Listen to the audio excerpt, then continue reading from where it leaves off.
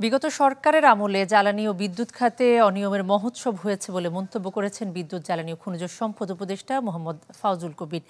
শনিবার খুলনার খালিশপুরে রূপসা বিদ্যুৎ কেন্দ্র পরিদর্শন শেষে এমন কথা বলেন তিনি। প্রশ্ন তোলেন ৮০০ মেগাওয়াট বিদ্যুৎ কেন্দ্র নির্মাণের যৌক্তিকতা নিয়েও, যেখানে ব্যয় হয়েছে ৮,০০০ কোটি টাকা।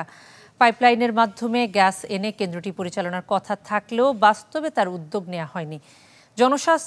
জনস্বার্থ না থাকায় নিজেদের নানা অনিয়ম এবং দুর্নীতির সুযোগ করে দিতেই এমন প্রকল্প নেওয়া হয়েছে বলেও জানান বিদ্যুৎ ও জ্বালানি উপদেষ্টা।